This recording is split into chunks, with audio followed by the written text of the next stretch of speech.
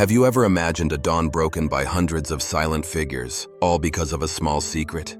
Could a child be the key to an impending storm? Join me as I enter this haunting dawn to discover an unforgettable story. The Arizona sun was a merciless bastard that afternoon, beating down on my ranch like it had a personal grudge. Sweat stung my eyes as I trudged along the fence line, the dry earth crunching under my boots. I was 35, weathered as the cracked leather of my saddle, and I'd learned to read this desert like a book written in blood and dust. Something felt off today, though.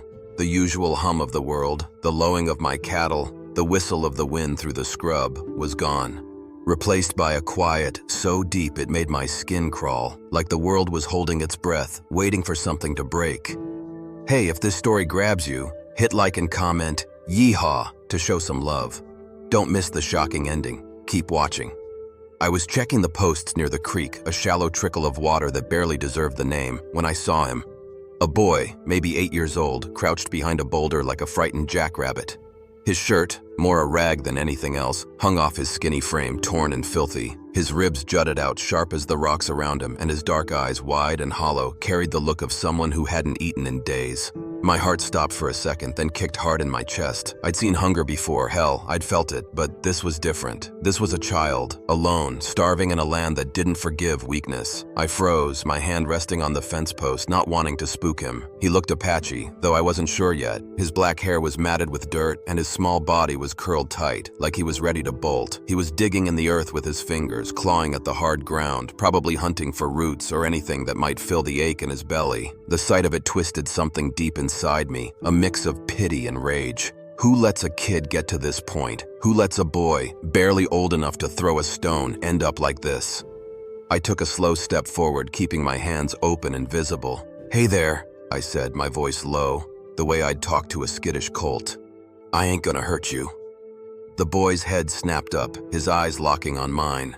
They were sharp, those eyes, like he was reading my soul, deciding in a split second if I was friend or foe. He didn't move, but his whole body tensed, muscles coiled like a spring. I could see the fear in him, but hunger had worn him down too much to run. He was trapped, caught between terror and desperation. I reached into my pocket, moving slow so he wouldn't think I was pulling a weapon. All I had was a chunk of cornbread, wrapped in a cloth, meant for my midday meal. It wasn't much, but out here, it was a damn treasure. I unwrapped it, the dry crumbs catching the sunlight, and set it on the flat rock between us. "This is for you," I said, stepping back to give him space. "Go on, take it." His eyes flicked from me to the bread, back and forth, like he was waiting for a trap to spring.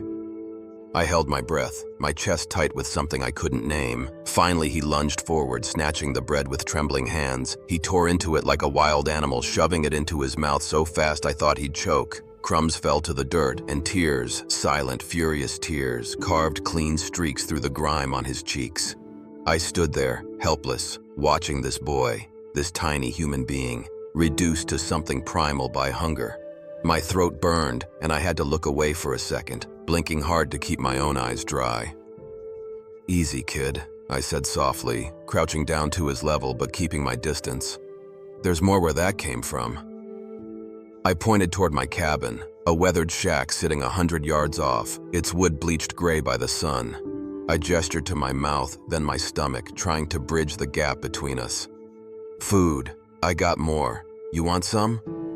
He froze, the last bit of bread still clutched in his hands. I could see the war in his head, instinct screaming at him to run, to trust no one, especially not a white man like me. But hunger's a cruel master, and it won out. He gave a small, jerky nod, his eyes never leaving mine. I stood slowly, keeping my movement steady, and started walking toward the cabin, glancing back to make sure he followed. He did, but he kept his distance, limping slightly on his left leg. That's when I noticed the welts, angry, red stripes crisscrossing his back, visible through the tears in his shirt. Whip marks, fresh ones. My jaw clenched so hard I thought my teeth might crack. Someone had hurt this boy, and not just with hunger. Someone had taken a whip to a child. Anger boiled in my gut, hot and sharp, but I forced it down. Scaring him now wouldn't help. I kept my steps slow, my hands loose at my sides, letting him trail behind at his own pace. The walk to the cabin felt like it took hours, the silence between us heavy with questions I didn't know how to ask. Who was he? Why was he out here alone? And who the hell would whip a kid and leave him to die in the desert? Inside the cabin, the air was cooler, though it still smelled of dust and old wood. I motioned for him to sit by the door, figuring he'd feel safer with an escape route. He perched there, his back against the wall, eyes darting around like a cornered animal. I moved to the small stove in the corner, pulling out a tin of beans and a skillet. "You like beans?" I asked, glancing over my shoulder. He didn't answer, just watched me with those sharp, wary eyes. I didn't push. Words weren't what he needed right now. "You're not gonna believe what's coming next, so stay locked in for a showdown that'll shake the desert." I heated the beans, the smell filling the cabin, and broke off another piece of cornbread from the loaf I kept on the shelf. It wasn't much, but it was all I had until I could get to town. I slid the plate across the table toward him, keeping my distance so he wouldn't feel crowded. His hands shook as he grabbed it, the tin rattling against the wood. He ate like he hadn't seen food in weeks, scooping beans with his fingers when the spoon proved too slow. I sat across the room, leaning against the wall, giving him space. Every bite he took felt like a small victory, but the sight of him, starving, beaten, scared, kept that fire in my chest burning. As the sun dipped low, painting the cabin walls orange, I started thinking about what came next. This boy wasn't just some stray, he was Apache, and out here that meant trouble. The Apache weren't raiders anymore, not since the treaty, but tension still ran high. Folks in town whispered about savages waiting to strike, and I knew if anyone found out I was sheltering an Apache kid, it'd stir up a hornet's nest. But looking at him, curled up on the floor now, his small chest rising and falling as he fought to stay awake, I couldn't imagine turning him out, not after what he'd been through. I grabbed a blanket from my bed and draped it over him, careful not to touch those welts on his back. They needed tending, clean water, maybe some salve, but I didn't have much in the way of supplies. I'd have to make do with what I had until morning. As I watched him sleep, his face finally softening, I felt a strange mix of protectiveness and dread. I'd done what any decent man would do, hadn't I? Fed a hungry kid, gave him a safe place to rest, but something told me this wasn't the end of it. The desert had a way of turning simple acts into something bigger, something dangerous. I stepped outside to check on the horses, the night air cool against my skin. The stars were coming out, sharp and bright in the black sky, and for a moment, I let myself breathe. The boy was safe, at least for now. But as I stood there, listening to the horses snort softly in the corral, I couldn't shake the feeling that I'd just stepped into something I didn't fully understand. 20 miles away, I had no idea a war party was already moving, tracking the boy's scent through the dark. I didn't know he was Gio Nyo, nephew of Chief Dio Hao, or that his disappearance had set the entire Apache nation on edge. All I knew was that I'd given a starving kid a piece of bread and a place to sleep. And somehow, I knew that by morning, my quiet little ranch would be anything but. The night passed slow, each creak of the cabin making me jump. I kept my rifle close, not because I thought the boy was a threat, but because the desert taught you to be ready for anything. I didn't sleep much, my mind spinning with questions. Who had whipped him? Why was he out here alone? And what the hell was I supposed to do with him come sunrise? I wasn't a father, wasn't even good with kids. My life was cattle, fences, and the occasional trip to town for supplies. But as I watched him sleep, his small hands clutching the blanket like it was a lifeline, I felt something shift in me. This kid needed me, and for reasons I couldn't explain, I needed to help him. When the first light of dawn crept through the window, I was already up, stirring the fire to make coffee. The boy was still asleep, his face peaceful for the first time since I'd found him. I let him rest, figuring he needed it more than I needed answers. But as I stepped outside to check the corral, the horses started snorting, their ears pinned back. Something was wrong. I grabbed my rifle and crept to the window, my heart pounding like a war drum. That's when I saw them, 150 Apache warriors, silent as death, forming a perfect semicircle around my property. Their war paint gleamed in the early light, and their eyes were fixed on my front door. I was a dead man, or so I thought. But what I didn't know was that the boy sleeping inside wasn't just any kid. He was the key to everything, and my life was about to change forever. The dawn was barely breaking, a thin pink line slicing through the dark, when I saw them. 150 Apache warriors, their horses still as statues, formed a crescent around my ranch. The sight hit me like a punch to the gut. Their war paint was fresh, stark against their skin, and their eyes, God, those eyes, locked on my cabin like they could see through the walls. I stood frozen at the window, my rifle heavy in my hands, my heart hammering so loud I swore they could hear it. The silence was worse than any war cry. It was the kind of quiet that comes before a storm, before blood spills and lives end. I glanced back at Gionyo, still asleep on the floor, his small chest rising and falling under the blanket. He looked so damn fragile, curled up like that, unaware of the army outside his door. My mind raced, piecing things together. This wasn't a random kid. The Apache didn't send 150 warriors for just anybody. He was someone important, someone worth crossing the desert for. And I'd just brought him into my home, fed him my last scraps of food, and thought I was doing the right thing. Now, I wasn't so sure. I eased the door open, stepping onto the porch with my rifle lowered but ready. The air was cool, sharp with the smell of dust and horse sweat. The warriors didn't move, didn't blink. Their horses stood like they'd been carved from stone, not a single hoof shifting. I'd lived on this land long enough to know the Apache were masters of war, their silence a weapon sharper than any blade. I was one man, with 12 bullets in my rifle and 6 in my pistol. Against them, I might as well have been spitting into the wind.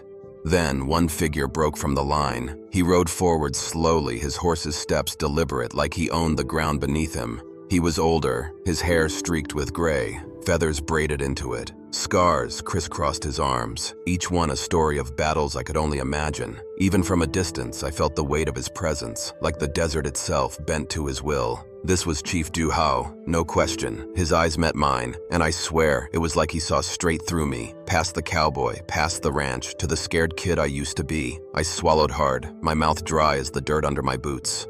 "Morning," I said, keeping my voice steady, though my insides were churning. "I'm Jacob Holt. This is my land. What brings you here?" Stupid question, maybe, but I needed to buy time, to figure out what the hell I'd stepped into.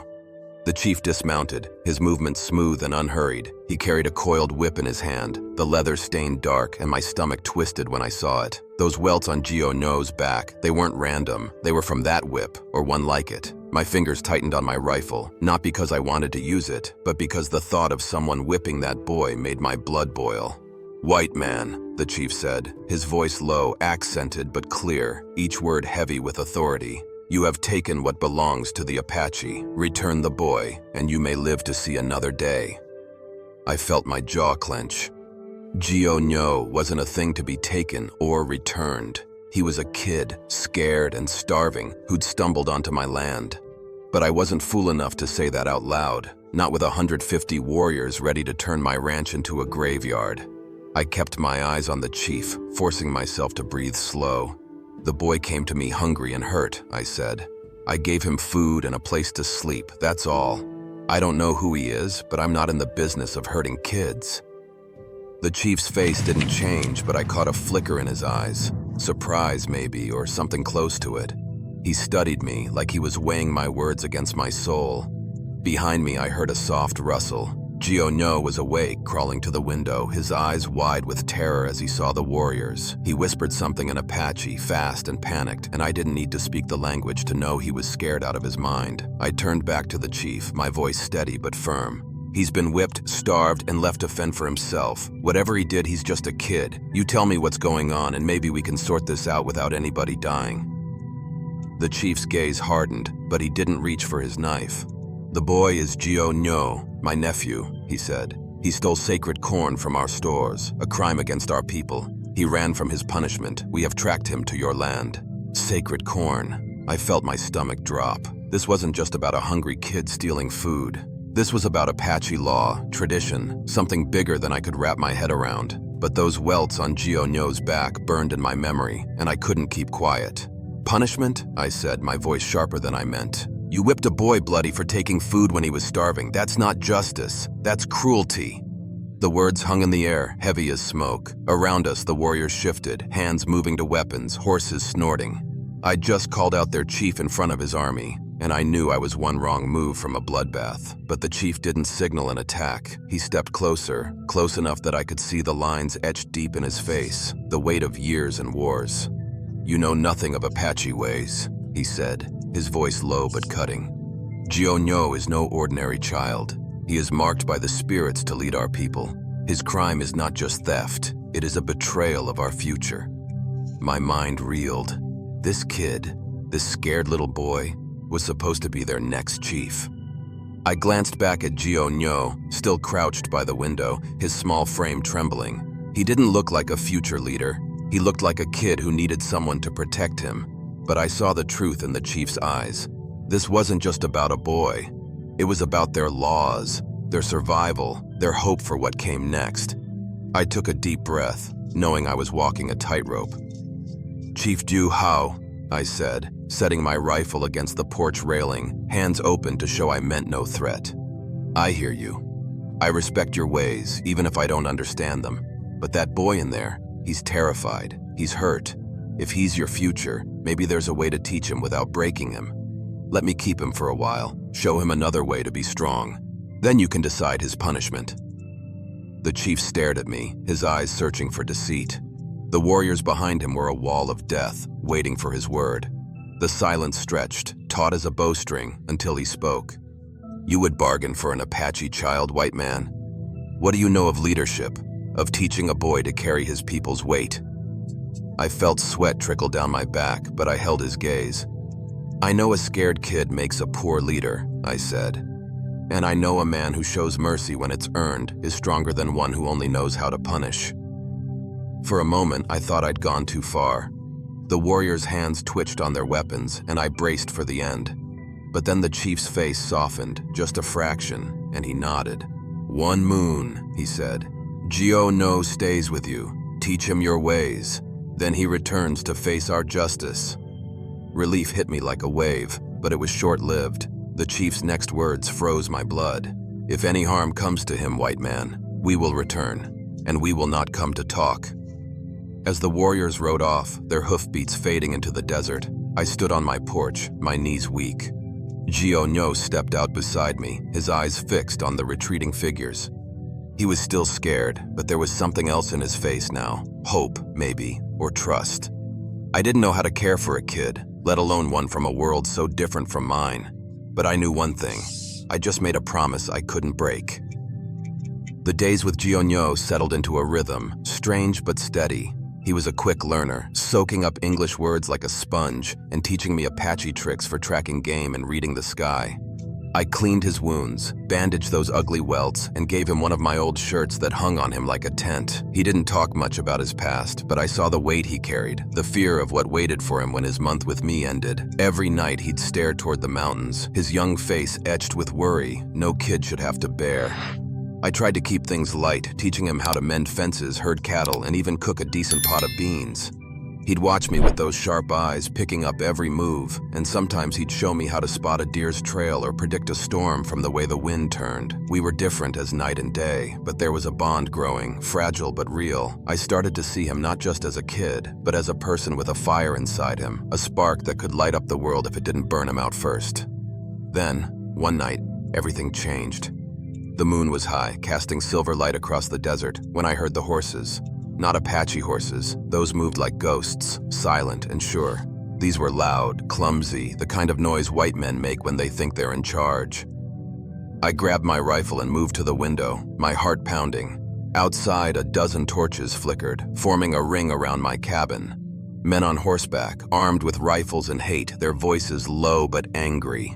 "Jacob Holt!" A voice bellowed, sharp and full of venom. I knew it before I saw the face. Caleb Stone, the territorial marshal who'd been itching for a fight with the Apache since the day he pinned on his badge.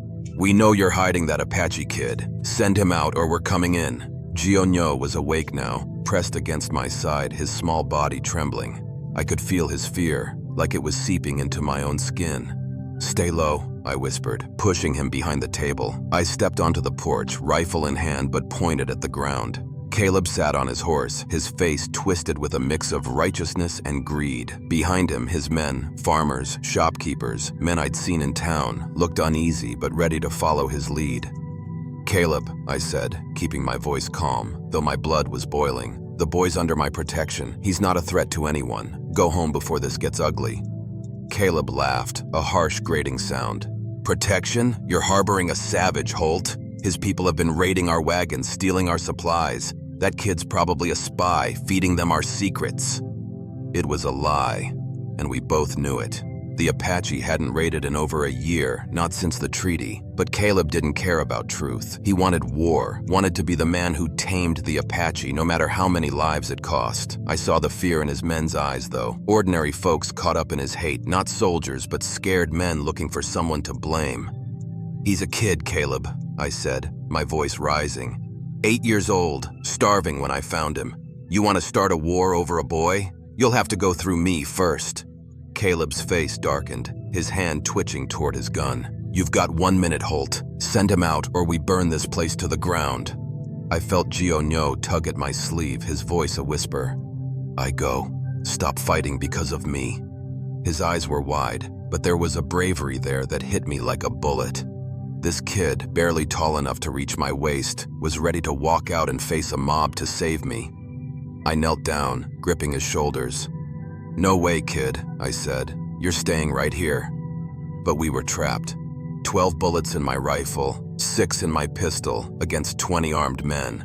It was suicide, and worse, if I fired a shot, it'd give Caleb the excuse he needed to paint me as a traitor and the Apache as the enemy. I was running out of options, my mind racing for a way out, when I heard it. More horses coming fast from the west. My heart leaped, then sank. Was it the cavalry, or had Chief Du Hao come back early? Caleb heard it too, his face twisting with panic. You called in the Apache, didn't you, Holt? Traitor. His men shifted, their torches wavering as they peered into the dark. I almost laughed at the irony. Caleb thought I'd summoned an army, when in truth I was as scared as he was. If Du Hao was out there, this could turn into a slaughter. The hoofbeats grew louder, and then, in the torchlight, I saw them. Not Apache warriors, but Sheriff John Carver, leading a dozen deputies from town. Honest men, not vigilantes, with badges that meant something. Carver rode forward, his hand on his gun, his voice cutting through the night like a blade. Marshal Stone, you're on private property, threatening a citizen. By what authority? Caleb sputtered, caught off guard. This man's hiding an Apache fugitive. He's endangering every family in the territory. Carver didn't blink. I've got a telegram from the governor himself. That boy's under protection while the treaty's in place. You're the one breaking the law, Stone. Relief washed over me, but it didn't last. Gio tugged at my sleeve again, pointing into the darkness. I followed his gaze and saw them, Apache warriors, dozens of them, emerging like shadows. Du Hao had come to check on his nephew, and he'd brought an army. My ranch was now the center of a three-way standoff, and one wrong move could turn it into a bloodbath. The night was thick with tension, the air heavy with the smell of torch smoke and horse sweat. 3 groups faced off around my ranch. Caleb Stone's vigilantes, their torches flickering with hate. Sheriff Carver's deputies standing firm for the law, and Chief Du Hao's Apache warriors, silent and lethal in the dark. I stood on my porch, Gio at my side, his small hand clutching mine. My heart pounded, but I kept my face steady, knowing one spark could set this whole desert ablaze. Caleb was still shouting, his voice shrill with desperation. That boy's a threat, Carver. His people are planning to attack, and Holt's helping them. His men nodded, but I could see the doubt in their eyes. They were farmers, not killers, caught up in Caleb's lies. Du Hao dismounted, his movements slow and deliberate, like a man who knew he held the upper hand. His warriors stayed back, but their presence was a blade at our throats. He looked at Caleb with contempt, then turned to Carver. White men cannot agree among themselves, he said, his voice calm but sharp. Yet you fight over one small boy. Perhaps Apache justice is simpler. Caleb's face went red, his hand twitching toward his gun. Don't lecture me, you— Enough! Carver's voice cracked like a whip, his gun drawn and pointed at Caleb. One more word, Stone, and you're under arrest for inciting violence against a treaty-protected individual. The vigilantes shifted, their torches trembling. They weren't ready to face Apache warriors or a sheriff with the governor's backing. But the tension didn't break, it just tightened like a noose around all of us. I felt Gionyo's hand squeeze mine, and I looked down to see him staring at the crowd, his young face set with a determination I hadn't seen before. Then to my shock, he let go of my hand and stepped forward. "I will speak," he said, his English halting but clear, loud enough for everyone to hear. "I am Gionyo, nephew of Chief Duho, future leader of the Apache. I broke our law. I took sacred corn because I was hungry. I ran from punishment, but this man," he pointed at me, his small hand steady, "he showed me kindness when I had none. He taught me courage is not just fighting, but protecting others." The crowd went silent, stunned by the boy's words. Even Diu Hao's face changed, a flicker of pride breaking through his stoic mask. Gionyo kept going, his voice growing stronger. "I am ready to face my people's justice, but I ask that Jacob Holt speak for me. He showed me not all white men are enemies. Maybe we can all learn from this." I felt my throat tighten, pride and fear warring in my chest. This kid, barely 8 years old, was standing before warriors, lawmen, and vigilantes, speaking with the heart of a leader. I saw the Apache warriors shift, some nodding, others looking at me with new respect. Carver lowered his gun slightly, his eyes on Gionyo, while Caleb's men backed away, their resolve crumbling. But Caleb wasn't done. "You're gonna let some Apache brat dictate terms?" he shouted, his voice cracking. The words were barely out when I heard it, the hiss of dozens of arrows being knocked. The Apache warriors were ready to end him, and I knew they wouldn't hesitate if he insulted their future chief again. Carver moved faster than I'd ever seen, his gun snapping back to Caleb's head. "Marshal Stone, you're under arrest," he said, his voice cold as steel. "Drop your weapon or I'll consider you a threat to the territory." Caleb's face went white, his men stepping back, their torches dipping low. They weren't willing to die for his hate. Carver's deputies moved in, disarming Caleb and cuffing him in chains. The vigilantes scattered into the night, their courage gone with their leader's defeat. Diu Hao stepped forward, his eyes on Gionyo. "My nephew speaks with wisdom," he said. "Jacob Holt, will you speak for him when he faces our elders?" I knelt to Gionyo's level, my voice thick. "It'd be my honor," I said. "This kid's got more courage than most men I've known. He's gonna be a hell of a chief." Gionyo looked at me, his eyes shining with tears, but his shoulders straight. "Thank you, Jacob," he whispered. "You are my white brother." The standoff ended not with blood, but with something rarer, understanding. Diu Hao nodded to me, a gesture of respect, and his warriors began to withdraw. Carver led Caleb away, the disgraced marshal's head bowed. My ranch, for one fleeting moment, was quiet again. The month with Gionyo was like nothing I'd ever known. He was a kid, sure, but he carried a weight most grown men would buckle under. We fell into a routine, me tending the cattle, him trailing behind, watching, learning. I taught him how to rope, how to fix a broken fence, how to cook cornbread that didn't taste like dirt. In return, he showed me Apache ways, how to read the tracks of a coyote, how to tell a storm was coming from the way the air smelled. His English got better every day, and I picked up a few Apache words, enough to make him laugh when I butchered the pronunciation. But there was always a shadow over us. Those welts on his back were healing, but the ones in his mind weren't. He'd wake up some nights gasping, his eyes wild with fear of what waited for him. He told me about the sacred corn, how it was meant for the spirits, how stealing it was a betrayal of his people's future. "Uncle says if I die," he told me one night by the fire, "my father's spirit will be ashamed." I didn't know what to say to that. How do you comfort a kid facing the possibility of death for a mistake? "You made a choice because you were hungry," I told him, staring into the flames. "That doesn't make you a failure. It makes you human. And the best leaders are the ones who learn from their mistakes." He didn't answer, but I saw him thinking, turning my words over in his head. I wasn't sure if I was getting through, but I kept trying. I had to. This kid was more than a guest. He was my responsibility, my friend, maybe even the closest thing to family I'd had in years. When the month ended, Diu Hao returned, alone this time, to take Gionyo back. The boy stood tall, his torn shirt replaced with one of mine, his eyes steady despite the fear I knew he felt. I packed what little I could give him, some food, a blanket, a knife I'd sharpened myself. "You're gonna be fine," I told him, my voice rougher than I meant. "You're stronger than you know." He hugged me, his small arms tight around my neck. "You will always be my white brother," he said, and I had to blink hard to keep the tears back. Jiu Hao handed me a pouch, gold and turquoise, worth more than my ranch. But it wasn't the wealth that mattered. It was the look in his eyes, the respect of a man who'd seen me stand up for his nephew when it could have cost me everything. 6 months later, word came from the Apache.